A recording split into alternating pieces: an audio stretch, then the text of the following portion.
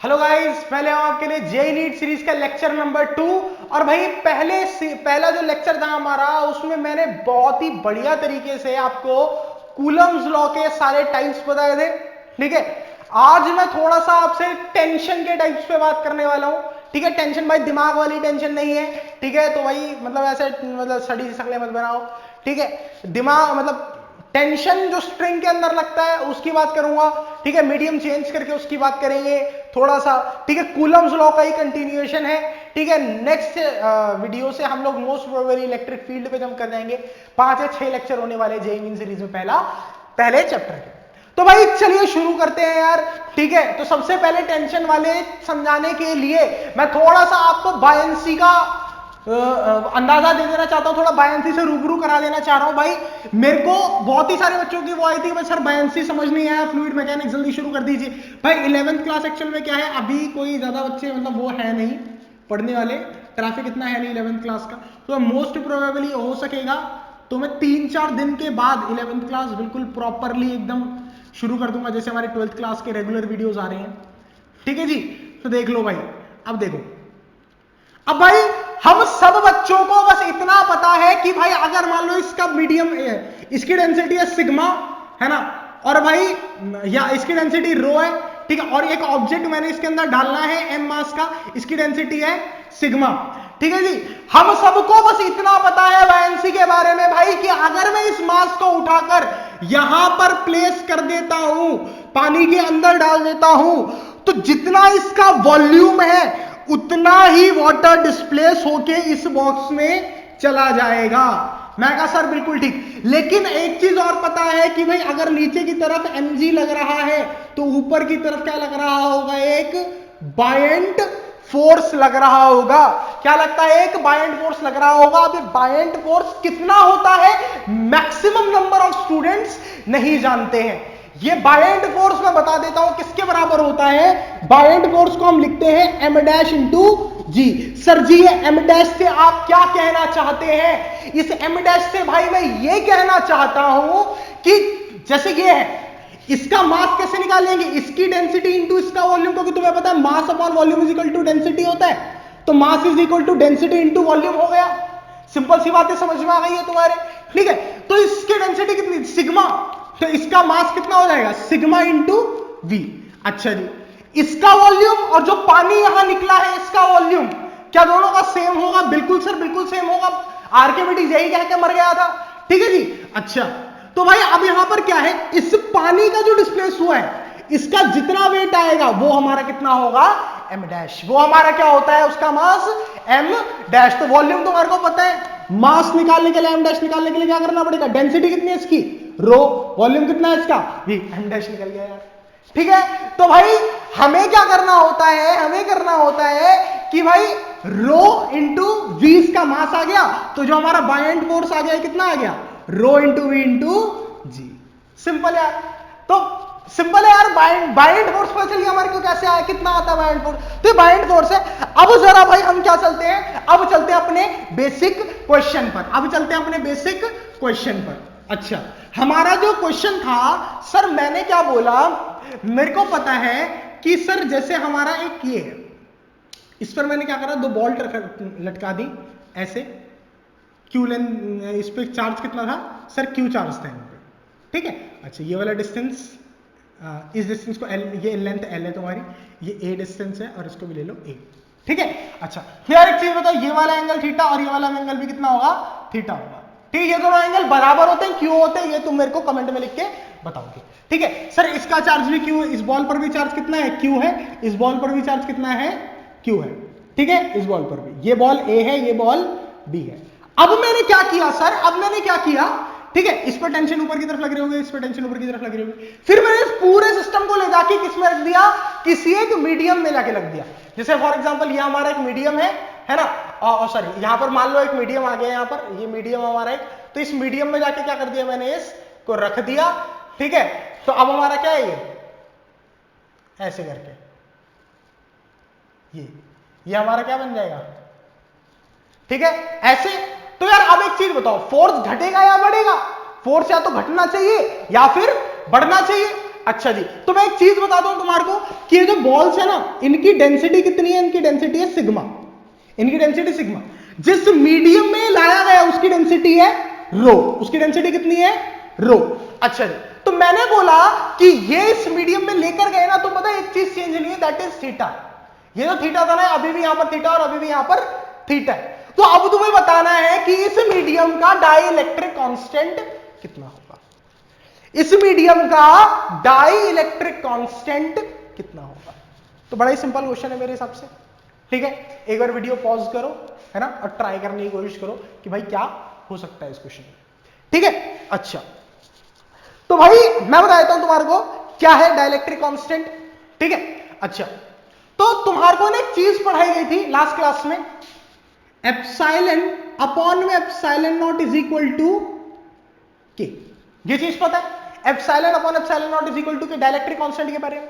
अच्छा, और पता है साथ ही साथ कल मैंने फोर्स का एक क्वेश्चन किया था, जिसने उस क्वेश्चन को ध्यान से देखा होगा ना, तो एक्चुअली में होता क्या है, फोर्स इन वैक्यूम अपॉन में फोर्स इन मीडियम भी हमारा क्या होता है, डाइइलेक्ट्रिक कांस्टेंट को दिखाता है। या फिर electric field in vacuum upon में इलेक्ट्रिक फील्ड इन मीडियम में हमारा क्या होता है, डाइइलेक्ट्रिक कांस्टेंट होता है। तो इसको नोट कर ले, इसी बेसिस पर हम क्या करने वाले हैं, ये क्वेश्चन करने वाले हैं। तो ये तीन फॉर्मूले तो डाइइलेक्ट्रिक कांस्टेंट के लिख लो, ठीक है, लिख रही होंगे मेरे हिसाब से, ठीक है। देखते हैं भाई, सबसे पहले ये वाला केस, ये आसान है क्योंकि देखो, देखते हैं कि भाई ये इसको इस तरफ फोर्स लगा रहा होगा, इस पे इस तरफ, या एक काम करो इसको टोटल ए ले लो, ठीक है। अच्छा सर जी, ये भी पॉजिटिव है, ये भी पॉजिटिव, ये भी क्यू चार्ज है, ये इसको धक्का मार रहा होगा और ये इसको इस तरफ धक्का मार रहा होगा। मैं कहा ठीक है भाई।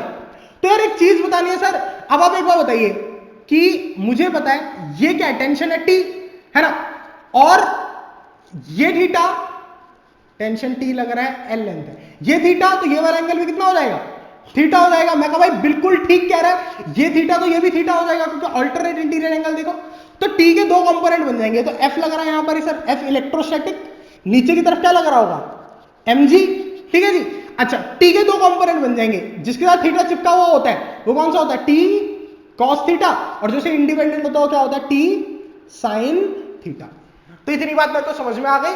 और अगर ये यहां पर जाके रुक गया है, यहां पर जाके क्या हो गया है, रेस्ट में आ गया है ऐसे जाके, तो इसका मतलब क्या है, इस पॉइंट पर सारे फोर्सेस का सम कितना हो रहा है, जीरो हो रहा है। अगर जीरो नहीं होता तो जो भी फोर्स एक्स्ट्रा होता उसकी डायरेक्शन में जाता, सिंपल सी बात। तो भाई इस वाले पॉइंट पर नेट फोर्स कितना हो रहा होगा, जीरो। इसका मतलब इधर के फोर्सेस इज इक्वल टू इधर के फोर्सेस, नीचे के फोर्सेस इज इक्वल टू ऊपर के फोर्सेस। तो देखो इधर के फोर्सेस कितने हैं, टी साइन थीटा, है ना, और इधर का फोर्सेस कितना, इलेक्ट्रोस्टैटिक, इलेक्ट्रोस्टैटिक फोर्स कितना होगा, के इंटू कैपिटल क्यू, और ये भी कितना कैपिटल क्यू, अपॉन में डिस्टेंस कितना है, ए स्क्वायर, ठीक है जी। अच्छा, और सर ऊपर का फोर्स कितना, t cos theta is equal to mg, ठीक है जी। तो भाई अब एक काम करो, इसको क्वेश्चन नंबर 1 मानो, इसको क्वेश्चन नंबर 2 मानो, दोनों को आपस में क्या कर दो, डिवाइड। तो भाई डिवाइड करेंगे अगर हम यहां से, तो t से t कैंसिल हो जाएगा, ठीक है जी। अब यहां पर क्या आ जाएगा, sine theta by cos theta is equal to tan theta, और यहां पर क्या आ जाएगा, k into Q square upon में a square m into g. ये हमारी क्या आ गई, क्वेश्चन नंबर 3, इसको रख लो संभाल के। अच्छा सर ये हमारी tan थीटा की क्वेश्चन आ गई। मैं कहा ठीक है भाई। अब इस वाले केस में देखते हैं, इस वाले केस में देखते हैं। अच्छा, मैंने कहा किसी मीडियम के अंदर आ गया है ये, ठीक है। इस रिजल्ट को मैं यहां से मिटा दे रहा हूं, ठीक है, सिर्फ रिजल्ट लिखूंगा यहां पर, ठीक है। ये डायग्राम मिटा दे रहा हूं यहां से, ठीक है, जिसको लिखना लिख लो यार। अच्छा, तो अब देखते हैं, ठीक है, tan थीटा लिख लेते हैं। यहां पर कितना आया, tan थीटा हमारा आया k क्यू स्क्वायर अपॉन में a स्क्वायर m इंटू जी। अच्छा जी, अच्छा सर समझ गया। अच्छा, और भाई मेरे को एक चीज बताइए, जो बॉल है इसकी डेंसिटी कितनी है, सिग्मा, ठीक है। अच्छा, तो भाई यहां पर मास की जगह पे क्या लिख सकता हूं, tan theta sigma into volume. Mass तो ये होता है ना, डेंसिटी इंटू वॉल्यूम, है ना, और ये m किसका है, m है उस बॉल का, है ना। तो कैसे लिखूंगा, डेंसिटी इंटू वॉल्यूम, डेंसिटी कितनी है, रो, तो क्या आ जाएगा, k इंटू में क्यू स्क्वायर अपॉन में a square sigma into v into g. मैं कहा ठीक है भाई, इतना आ गया। अब यहां देखते हैं, ये डिस्टेंस अभी भी कितना है, a, ठीक है जी। ये लेंथ अभी भी l है, ऊपर की तरफ क्या लग रहा होगा, सेम टेंशन लग रही होगी t, ठीक है, और इस तरफ क्या लग रहा होगा, इलेक्ट्रोस्टैटिक फोर्स लगा रहा होगा Fm, क्योंकि भाई इलेक्ट्रोस्टैटिक फोर्स क्या हो जाएगा, चेंज हो जाएगा, क्योंकि मीडियम में आ चुका है अब ये। सिंपल सी बात है, एफ एम लग रहा होगा अब इस पर, ठीक है। अच्छा सर अब ये टी है तो ऊपर वाला एंगल फिर से थीटा हो जाएगा, ये थीटा हो जाएगा, है ना। तो ऊपर वाला कितना हो जाएगा, टी कॉस थीटा, और ये क्या हो जाएगा, टी साइन थीटा। अब नीचे क्या लग रहा होगा, सिंपल वही mg, और ऊपर की तरफ एक फोर्स और लग रहा होगा, दैट इज बायएंड फोर्स। कौन सा लग रहा होगा, बायएंड फोर्स। अब बायएंड फोर्स ऊपर क्यों लग रहा है, क्योंकि भाई किसी भी मीडियम में अगर ऑब्जेक्ट को डालते हैं तो that experiences a upward force which is known as buoyant force. ये आर्किमिडीज सर्प कहकर मर गए थे, अभी भी मैंने बताया था। सो भाई नेट इधर का force is equal to net क्योंकि इक्विलिब्रियम में, तो नेट इधर का फोर्स कितना भाई, नेट इधर का फोर्स है टी साइन थीटा, फिर से टी साइन थीटा, और नेट इधर का फोर्स कितना है, एफ एम। अच्छा भाई ये चीज दिक्कत देखिए, अब देखो यहां से देख लेना एक चीज, ठीक है। एफ एम, वैसे हमें इसको ना एफ में रखना चाहिए तो ज्यादा आसान होता, ठीक है। चलो कोई नहीं, वो तो दिक्कत नहीं है, हो जाएगा वो, ठीक है। अच्छा अब एक चीज देखो, तुम्हारे को पता है एफ अपॉन में f m is equal to k होता है, ये चीज पढ़ी हम लोगों ने, अभी पढ़ी है ना। तो एफ अपॉन में k is equal to f m लिख सकते हैं, तो एफ एम की जगह पे क्या लगा दोगे, t sine theta is equal to f upon में एफ अपॉन में के, और एफ किसके बराबर था, k q q k q upon में ए स्क्वायर, यही था, क्योंकि जब मीडियम नहीं था तो के इंटू क्यू अपॉन में ए स्क्वायर, सिंपल है ना।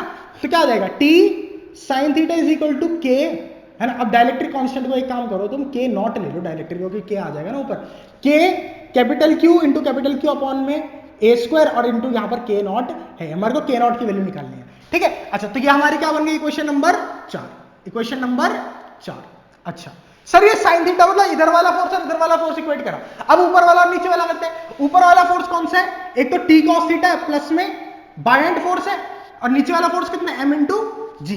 तो T cos theta is equal to m g minus m dash g, buoyant force इधर जाएगा, और बायएंड फोर्स में बताया एम डैश जी के बराबर होता है ना।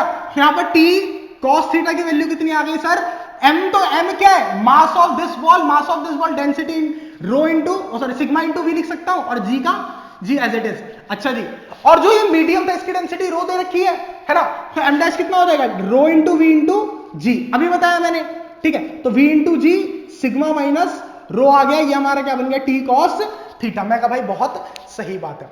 अब भाई दोबारा क्या करो, कॉस और साइन वाली इक्वेशन को क्या कर दो, डिवाइड कर दो। साइन और कॉस वाली इक्वेशन को डिवाइड कर देंगे तो यहां पर लिख लेते हैं, क्या आएगा देखो, t sine theta upon t cos theta is equal to, यहां पर ये के क्यू क्या हो जाएगा, क्यू स्क्वायर हो जाएगा, अपॉन में a square into k naught, upon यहां पर क्या है, v into g sigma minus rho, ठीक है जी। साइन थीटा से साइन मतलब टी से टी कट जाएगा, साइन बाय कॉस क्या बन जाएगा, टेन थीटा बन गया, और यहां पर क्या है, के इंटू क्यू स्क्वायर अपॉन में a square k naught v into g sigma minus rho, simple यार, है ना। और भाई मेरे को एक प्राइमरी कंडीशन दी ही थी कि भाई ये थीटा चेंज नहीं हो रहा, तो इसका tan थीटा और इसका tan थीटा क्या होना चाहिए, आपस में बराबर होना चाहिए, है ना। तो भाई ये बीच वाला पार्ट मिटा दे रहा हूं, है ना, तो इसको क्या कर दो, बराबर पुट कर दो। ये कितना है, के इंटू कैपिटल क्यू स्क्वायर, ठीक है, अपॉन में a square sigma into v into g is equal to ये वाला k into capital Q square upon में a square k naught v into g sigma minus rho.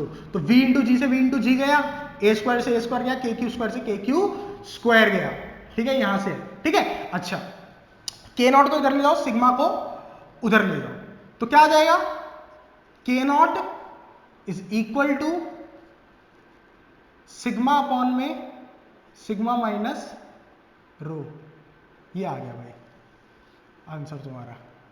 तो भाई ये आ गया तुम्हारा आंसर, कुछ भी नहीं है यार, फालतू का क्वेश्चन है, बढ़िया क्वेश्चन है एकदम, है ना। हमने क्या करा, एक बार नॉर्मल इक्वेशन से tan थीटा की इक्वेशन निकाली, फिर इस इक्वेशन tan थीटा की इक्वेशन निकाली, दोनों को इक्वेट कर दिया, दैट्स इट, और कुछ नहीं किया, ठीक है। कोई कैलकुलेशन एरर ना हो गई देख लेना एक बारी, ठीक है। बाकी तो कंसेप्ट यही है, ठीक है। अच्छा नेक्स्ट पे चलते हैं, नेक्स्ट क्वेश्चन पे चलते हैं, ठीक है। नेक्स्ट क्वेश्चन देखते हैं, नेक्स्ट क्वेश्चन क्या है, नेक्स्ट क्वेश्चन हमारा रिलेटेड है किस चीज सर, किस चीज से, नेक्स्ट क्वेश्चन रिलेटेड है हमारा, फॉर एग्जाम्पल यहां पर मैंने क्या बोला, एक चार्ज कैपिटल क्यू है, स्मॉल क्यू, ठीक है। यहां पर एक चार्ज रखा था माइनस क्यू, ठीक है, और मैंने उसको जेंटल पुश दिया तो इसने क्या कर दिया, इसे घूमना स्टार्ट कर दिया, r डिस्टेंस पर। इसके अराउंड क्या कर दिया इसने, घूमना शुरू कर दिया।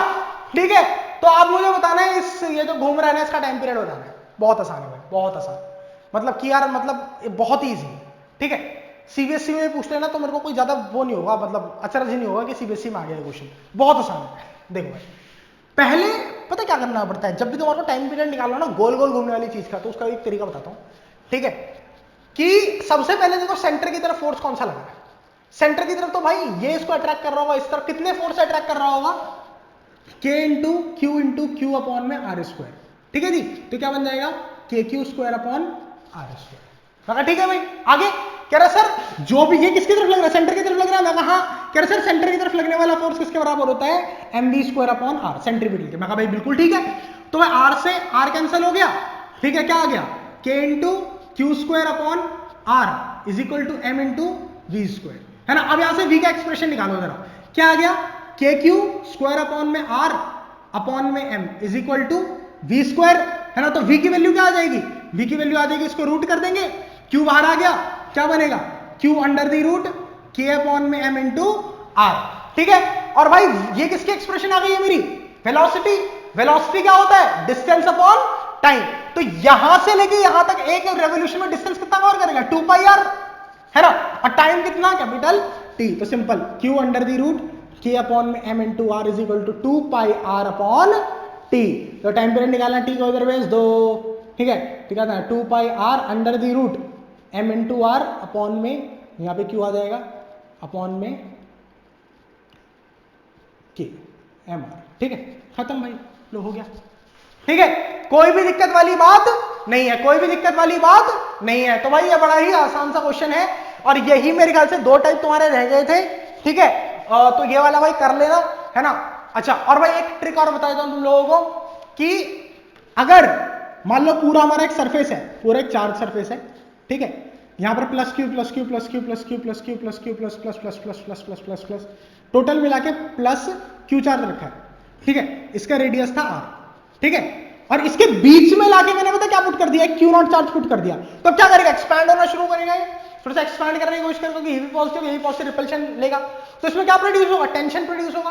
तो बताओ टेंशन हमेशा किसके बराबर लिखते हैं, ठीक है, कि टेंशन हमेशा बराबर होता है इलेक्ट्रोस्टैटिक फोर्स अपॉन में जो भी इसका मतलब कि साइडवेज फोर्स लग रहा है, साइडवेज तो इलेक्ट्रोस्टैटिक फोर्स ही लग रहा होगा, अपॉन में 2 पाई, अपॉन में 2 पाई, अपॉन में 2 पाई, क्योंकि एंगल 2 पाई का बना रहा है। तो सिंपल सी बात है, इलेक्ट्रोस्टैटिक फोर्स कितना होगा, के अपॉन के इंटू कैपिटल क्यू इंटू में क्यू नॉट अपॉन में आर स्क्वायर इंटू 2 पाई। ये हमारा क्या लग गया, टेंशन लग गया। जिसने इसका आंसर बता दिया सॉल्व करके कि ये कैसे आया, 500 रुपए दूंगा उसको पेटीएम। ठीक है, अच्छा ट्राई करना इसको, अच्छा क्वेश्चन है ना। तो ये हमारे कुछ क्वेश्चन थे जो रह गए थे, है ना, फोर्स के। तो फोर्स का यहाँ पर कंप्लीट हो गया जेईई मेन सीरीज में। ठीक है, नेक्स्ट क्लास से हम लोग क्या शुरू करने वाले, इलेक्ट्रोस्टैटिक्स। वीडियोस पसंद आ रहे तो भाई लाइक कर दो, शेयर कर दो, सब्सक्राइब कर दो चैनल को। ठीक है, और भाई इतनी मेहनत करो, सब्सक्राइब तो कर देना यार, लाइक वाइक भी कर देना, कमेंट भी डाल देना कैसे लगी वीडियो। ठीक है, तो जब तक नेक्स्ट वीडियो नहीं आती, till then all the very best, thank you so much.